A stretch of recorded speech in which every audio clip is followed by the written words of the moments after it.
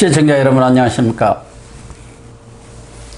6월 29일 월요일 고영신의 시사정담 시작하겠습니다. 시청자 여러분, 공룡 여당 민주당이 힘자랑을 하면서 일방 독주를 하고 있는 가운데 당내에서 전국 현안에 대해 이유 있는 반발들이 쏟아져 나오고 있습니다. 노무현 정권 때 홍보수석을 지낸 조기수 이화여대 교수가 문재인 부동산 정책은 실패했다는 진단을 내려 관심을 모으고 있습니다. 윤영걸 전 매경닷컴 대표님 나오셨습니다. 안녕하세요. 네, 대표님 안녕하세요. 먼저 추미애 장관의 거친 언행과 관련해서 그동안 당내에서는 뭐 추 장관 잘했다. 또 문바들은 시원하다. 추노님 추미애 대통령 뭐 이렇게 지금 칭송을 하고 있는 가운데 조홍천 의원이 쓴소리를 거침없이 쏟아냈지 않았습니까? 쏟아냈죠. 조홍천 의원 하면은 전에 금태섭 전 의원과 함께 민주당 내에서는 몇 안 되는 소심파 의원 아니었습니까? 박용진 의원, 뭐 금태섭 의원, 뭐 조홍천 의원 옳은 얘기를 하는데 한숨을 쉬었죠. 추미애 얘기하는 거 보고 내가 법조 쪽에 몸담은 지 한 30여 년 되는데 저런 식의 대화 수준, 말하는 수준, 이 수준이 낮은 거, 저질인 거는 처음 본다는 식으로 얘기했죠. 그렇죠. 그러니까 논평할 자치조차 없는 거 아닌가 이런 생각을 했죠. 그래서 참 조홍천 의원, 여당 의원까지 저렇게까지 나서는 거는 참 추미애가 너무 막다른 골목까지 가는 거 아니냐 이런 생각이 들어요. 조홍천 의원이 나도 여당이지만 추미애 언행이 부적절하다. 거친 언사로 검찰개혁과 공수처 조속한 출범의 당위성을 역설할수록 논쟁의 중심이 추 장관 언행의 적절성에 집중될 수 있다. 뭐 이런 식으로 얘기를 했죠. 그러니까 지금 조홍천 의원의 얘기 중에 가장 저는 딱 들어온 것은 추 장관 언행을 듣고 말문을 잃었다. 말문을 잃었다. 너무 어떻게 보면은 거친 정도의 언행이 아니고 좀 저질이랄까. 장관으로서 과연 인성을 갖췄느냐, 품격을 갖췄느냐 이런 얘기까지 나올 정도 아니겠습니까? 부끄러울 수준이죠. 검찰총장은 어떻게 보면 자기 부하도 아니지 않습니까? 그렇죠. 독립됐으니까 임기도 두고 외청이라고 해서 함부로 다루질 않는 게 되는데 자기 마치 종 부리듯이 내 명령을 지시를 뭐 잘라먹는다는 식으로 저렇게 책상을 치면서 참 우리나라 장관들 큰일 났다는 생각 드는데 그중에서도 추미애는 진짜 막 가는 거 아닌가 이런 생각이 듭니다. 검찰총장이 지휘를 한답시고 뭐 이런 말을 어떻게 합니까? 더군다나 검찰총장가 말씀하신 대로 일반 다른 부서의 뭐 산하기관의 장이 아니지 않습니까? 준사법기관이고 그래서 검찰총장만 유일하게 장관급으로 애우를 해주는 것이고 그렇게 규정이 돼 있지 않습니까? 그런데 검찰총장에 대해서 이렇게 막말 어떻게 보면 망언을 한 거 아니겠습니까? 근데 문재인 대통령이 직접 영입한 인사가 몇 되는데 그 중에 한 분이 조홍천 의원 아니었습니까? 조홍천 의원이 과거에 박근혜 대통령 때 청와대 근무하다가 나와서 식당 차렸잖아요. 식당 이름이 뭐 별주부인가? 식당 차렸어요. 백수 때. 그때 문재인 그때 의원이 그때 찾아갔었잖아요. 그래서 영입했었잖아요.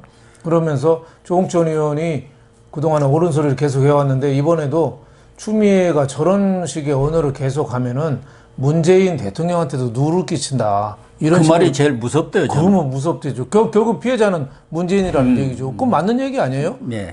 지난번에도 반부패 회의할 때 추미애하고 윤석열 앉아있을 때 문재인 대통령이 거기서 정리를 해줬어야죠. 추미애 너 너무 나대지 마. 윤석열 잘하잖아. 왜 그래? 하든지 아니면 톡 까놓고 얘기해서 조국 수사하는 거 보니까 나 윤석열 불편해. 나가. 그럼 나갈 거 아니에요. 근데 문재인은 뒤로 싹 빠져 있거든요. 그러니까 추미애가 이거 찬스다. 당 대표까지 했고 국회의원도 여러 번 했고 할 거 다 했잖아요. 노리는 거 뭐겠어요? 대권하고 서울시장이겠죠. 그러겠죠. 이거 잘하면 나한테 호박이 덩굴째로 굴러오겠네. 그러니까 그냥 막 나가는 거죠. 막 나갈수록 어떻게 보면은 조국 지지자들 그쪽은 자기한테 온다고 생각하지 않았겠습니까? 그러겠죠. 그러니까 얄팍한 계산이 있는데 정의의 신 디케가 여신 디케가 한쪽에는 저울, 한쪽에는 칼 들고 눈을 감고 있잖아요. 예? 눈을 감고 있어. 안 보여. 그렇지만 저울하고 칼을 두고 판단을 하는 게 정의의 신이거든요. 추미애는 눈을 벌겋게 뜨고 큰 자루하고 어떻게 보면 공갈용 칼하고 갖고 있는 거 아닌가. 공갈 쳐서 자루에다 담으려고. 그러니까 참 법무부가 미니스터 오브 저스티스잖아요. 그렇죠. 네, 정의부예요. 정의부인데 어떻게 보면 저렇게 앞장서서 정의를 훼손하는 거 아닌가 이런 생각이 듭니다. 특히 추미애가 저렇게 나온 것은 말씀하신 대로 대권이라든가 또 서울시장을 노리고 문바들을 겨냥한 아주 맞춤형 거친 발언이라고 보여지는데 제가 생각하기에는 문재인 대통령도 윤석열을 잘 달래든가 뭐 이렇게 점잖하게 압박해서 쫓아내라는 것이지 저런 식으로 국민들 누가 보더라도 상식 이하의 발언을 해가면서 쫓아내라는 건 아니었다고 본다면은 전에도 얘기했지만 추미애가 자기 정치를 하는 것이고 문재인 대통령의 말도 귓등으로 듣는 것 아닌가 하는 그런 느낌이 들어요. 그래서 조홍천 의원도 문재인 대통령한테 부담 주는 일 아니냐. 그렇죠. 대통령한테 부담을 주는 거죠. 그 과거 조국 수사 윤석열을 추미애가 비판하는 게 조국 수사. 그거 갖고 지금 비판하는 거 아니에요? 또 하나는 지금 한명숙 전 국무총리 그 뇌물 먹어서 했는데 저 광주인가 어디지 22년 형 받은 사람을 빨리 증언대에 올려서 다시 수사하라는 거 아니겠어요? 그때 제대로 됐나? 그 말도 안 되는 주장 두 개 하고 있어요. 22년 형 받은 사기 전과자 말을 듣고. 그러니까 그런 말도 안 되는 거를 자꾸 끌어들여서 이슈를 부각하고 할수록 문재인의 공정성이나 이런 건 훼손될 수밖에 없는 거죠. 이 조홍천 의원도 사람은 상당히 점잖으신 분인 것 같더라고요. 과거 박근혜 정부 시절 청와대 공직기강 비서관으로 있었지 않습니까? 그때 일어난 게 정윤회 문건 사건. 말하자면은 최순실 국정농단 사건의 전조였죠. 그때 이제 쫓겨났단 말이에요. 쫓겨났죠. 그래가지고 말씀하신 대로 식당을 차렸는데 문재인 대통령도 물론 그 당시 당 대표를 찾아갔지만 양정철 문재인의 복심이 뭐 20번인가 몇 번인가를 그 집에 조용히 가서 밥을 먹고 오면서 그렇게 뜸을 들였다는 거 아닙니까? 영입하려고. 그렇다 한다면은 조홍천이 이런 정도 얘기를 하고 나왔을 때는 나름대로 대통령의 어떤 의중도 생각을 했을 거고 당내 상황도 감안했을 텐데 이렇게 치고 나오면은 당내에서도 다른 사람이 얘기한 것보다는 좀 반향이 달라지는 거 아닙니까? 또 다른 의원들도 요새 이해찬 무서워가지고 입도 뻥긋 못 하는데 잇따라 문제 제기를 할 가능성이 크거든요. 그렇죠. 뭐 금태섭 의원이 그 공수처 때 찬성 안 하고 기권했다고 징계까지 했잖아요.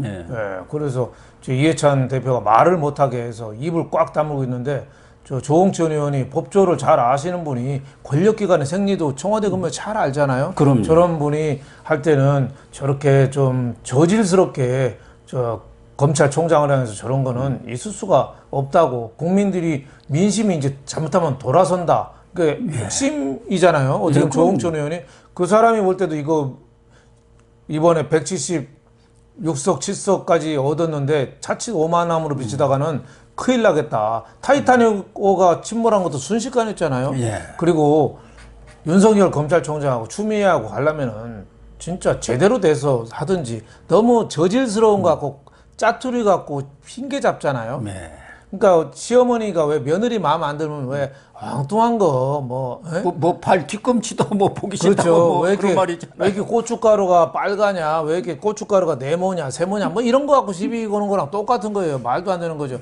저는 이런 거 보고 우리나라 재벌 회사 그러니까 아들이 그 영화배우 탤런트랑 결혼한 적이 있어요. 지금 이혼했어요. 했죠. 그룹사. 근데 그 시어머니가 연예인 출신 며느리가 싫으니까 시어머니가 자기 딸하고 가족들 모일 때는 영어로 대화를 했대요. 네? 못 그 알아들어. 영화 배우 출신 이 며느리가 가서 알아듣지 못한 거죠. 자기를 씹는지 뭐 하는지 알아듣지 못한. 결국은 위자료도 거의 못 받고 조금 받고 그냥 나왔어요. 그럴 정도로 저는 추미애가 윤석열 검찰총장을 괴롭히는 거 보라서 그런 좀 너무 저질스러운 거 아니냐. 콩지 팥쥐에 나오는 콩지 팥쥐 새엄마 그것도 이렇게까지는 안 하죠.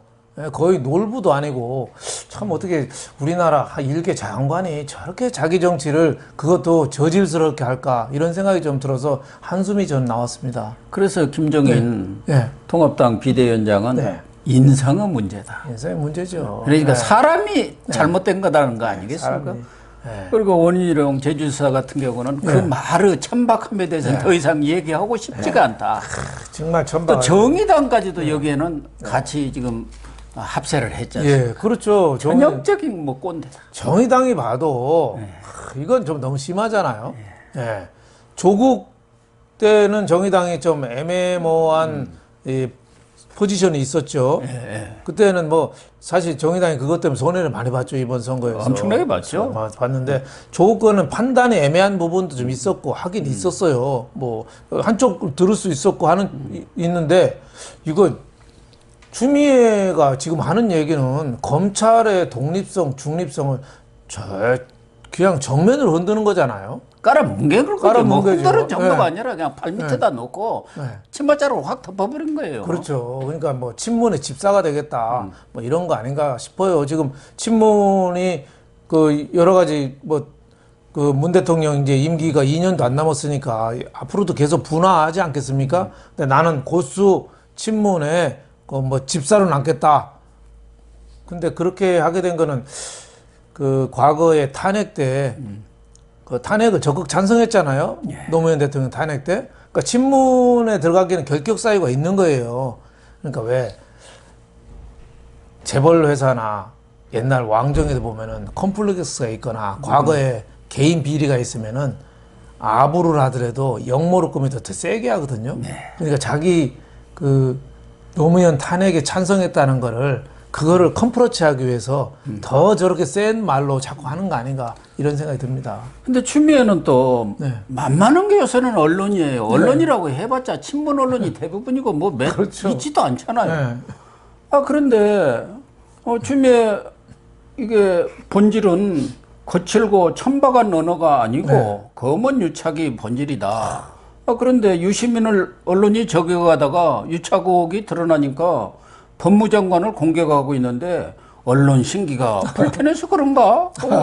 아무 관계없는 지금 언론을 끌어들여갖고 언론이 마치 이 사건을 이렇게 조장해 가는 것처럼 얘기를 하고 있네요. 검언 유착이라는 게 검찰하고 언론이 유착했다는 건데 그거는 지금 저 좌천돼 있는 한동훈 검사장 지금 뭐 연수원으로 좌천됐잖아요. 그 사람하고 유착하고 말 게 뭐가 있습니까? 채널 A 뭐 기자랑 뭐 짰다는 건데 지금 뭐 녹취록이 채널 A 기자랑 뭐 그 어느 기자하고 A 기자라는 분하고 한동훈하고 얘기한 녹취록을 보니까 이거는 없다는 거 아니에요? 네, 그런 내용이 뭐 한동훈 검사장이 그 녹취록에 그랬대요. 나는 그 유시민이라든지 이런 정치인에 대해서 수사에 관심 없다. 근데 그런 건 싹 빼고 보고하고 지금 문제는 추미애가 그 녹취록이나 수사 기록도 아직 받아보지도 못했어요. 그런데 이거 지금 수사 중인 사건 아닙니까? 그렇죠. 근데 추미애가 이미 규정을 해버렸어요. 이거 검은 유착 있었고 그렇죠. 이거 잘못된 것이다. 말이 안 되는 거죠. 법 위에 추미애가 있나요? 요새는? 법이 추미애가 있는 거죠. 그러니까 이성윤 그 서울지검장이 뭐 추미애랑 뭐 손이 닿잖아요. 그러니까 자꾸 구속시키려고 채널A 기자를 자꾸 하는 거죠. 물론 뭐 잘못된 추미애 의원이 말이 아니더라도 채널A 기자가 잘못한 거 있으면 처벌을 받아야 되는데 그거를 검언 유착이라고 해서 전체인 양 몰고 가는 거는 침소봉대. 또 이런 침소봉대가 없고 자기가 불리하면은 언론 끼어들고 기득권 끼어들고 다 끼어들고 자기가 유리하면 정의의 사도처럼 이렇게 행동하고 참 그 어떻게 보면 천박함에 혀를 내두를 정도입니다. 그러니까요.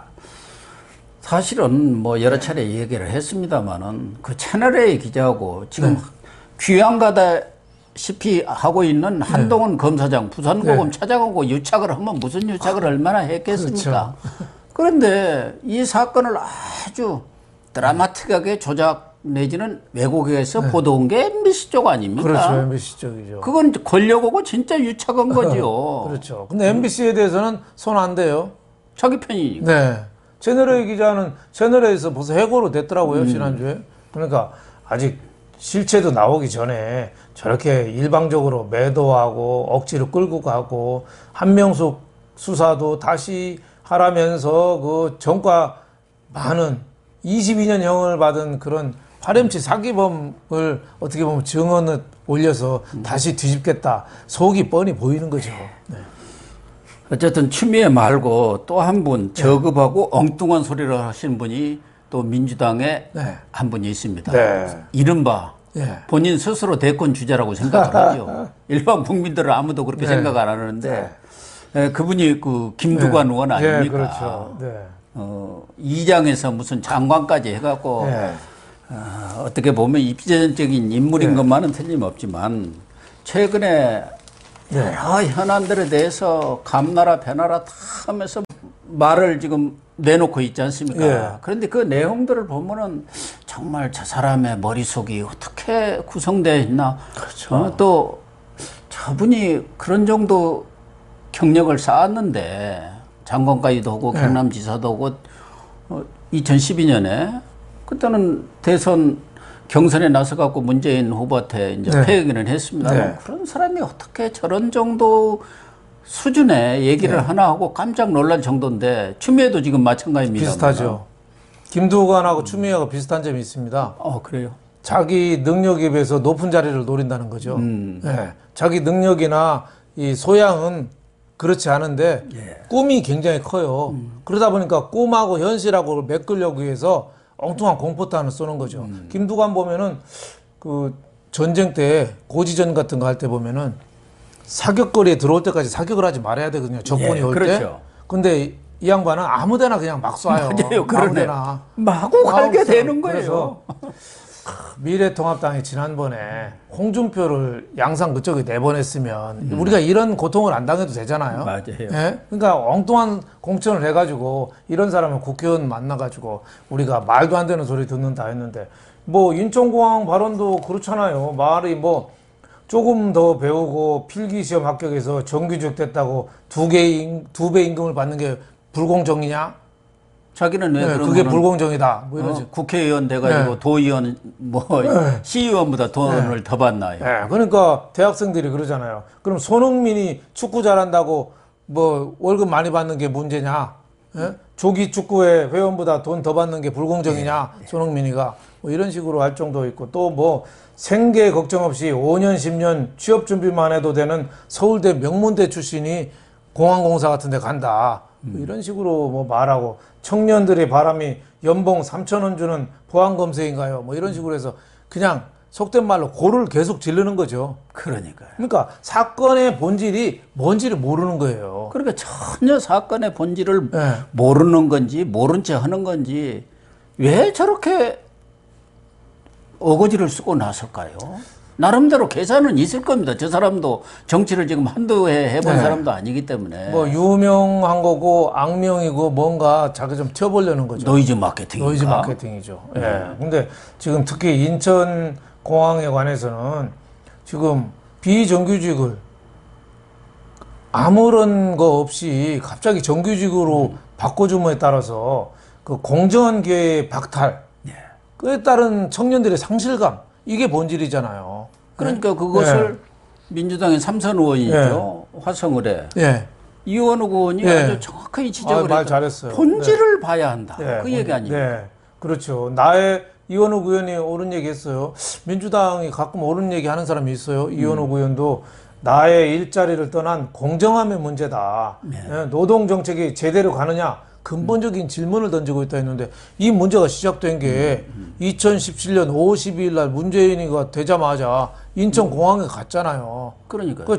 거기서 뭐 비정규직 제로라는 얘기가 나왔잖아요. 그러니까 김정은의 현지 지도도 좀 현지 지도에 가가지고 그렇죠.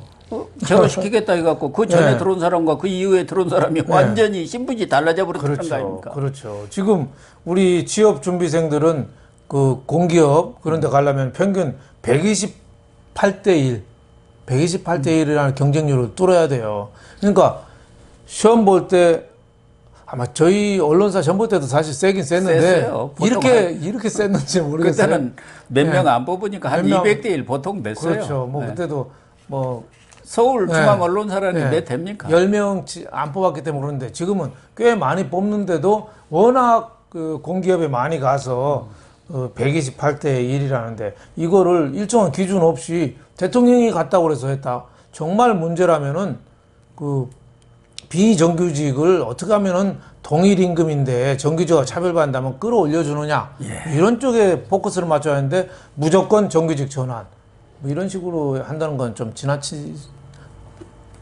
지금 공정함에 대한 분노가 특히 20대 30대한테 많이 일어나는 거죠. 그럼요. 그러니까 지금 그 청와대 게시판에도 뭐 25만에서 지금 30만 육박을 하는 화가 나죠. 분노가 그냥 폭발을 한 거예요. 그렇죠. 거기다가 이 김두관이 이런 사람들이 지금 기름을 팍팍 그렇죠. 붓고 있는 거 아닙니까? 그렇죠. 마음대로 해봐 하는데 국민들이 그거 기억합니다.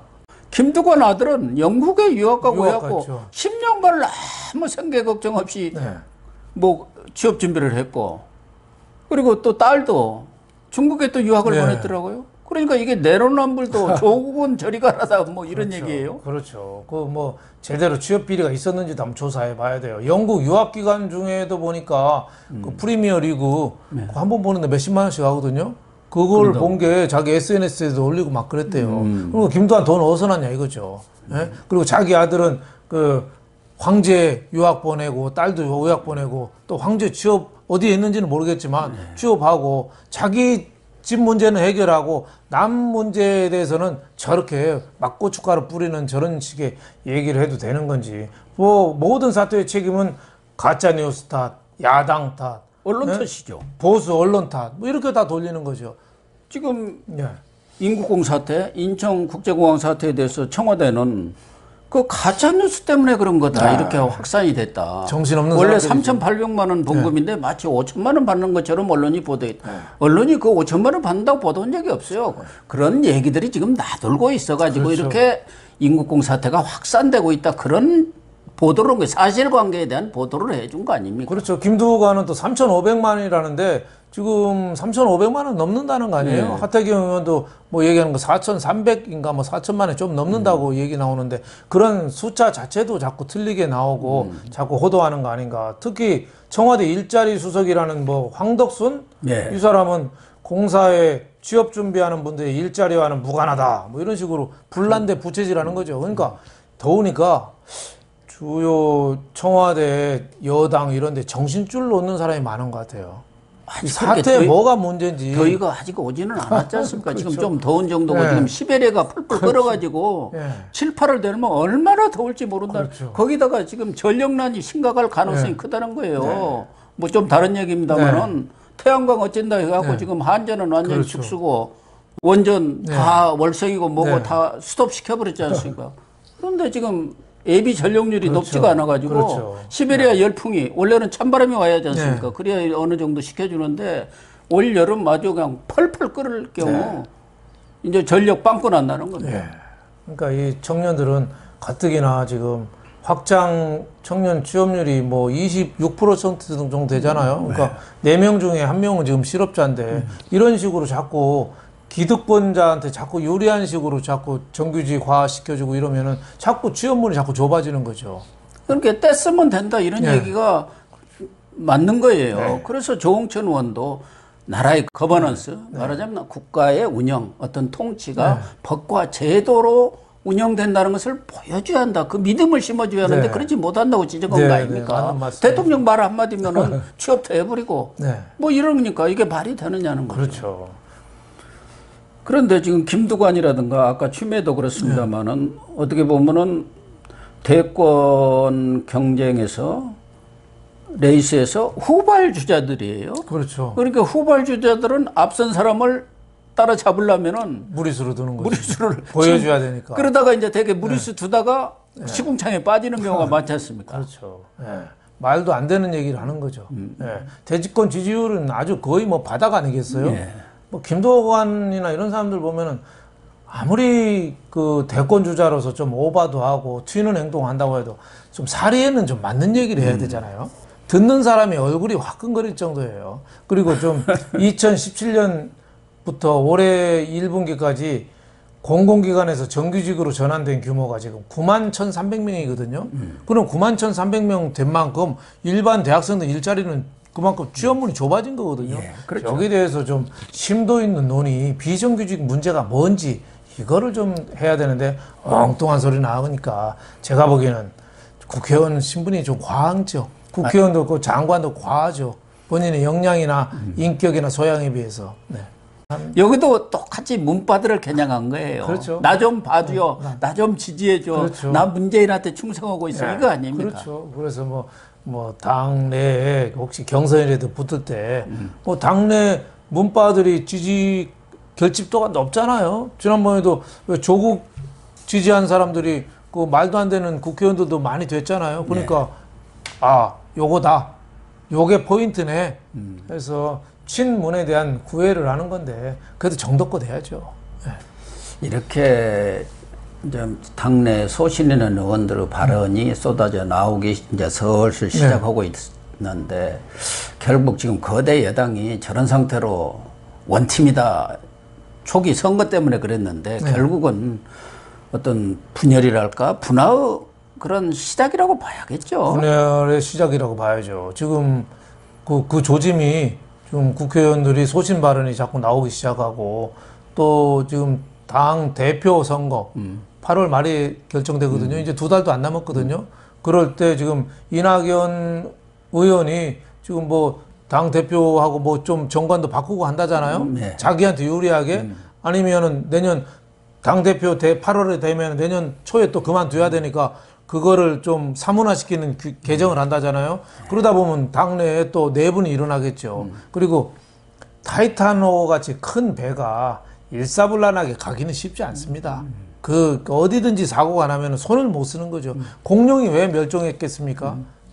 저거 제대로 못하고 몸집만 키운 거죠. 그래서 지금 민주당의 여러 가지 능력이나 이런 거에 비해서 의석수 규모나 모든 게 너무 큰 게 어떻게 보면 그게 부메랑으로 다가올 수도 있겠다. 이럴수록 더 긴장하고 정신 차려야 되는데 그냥 밀어붙여.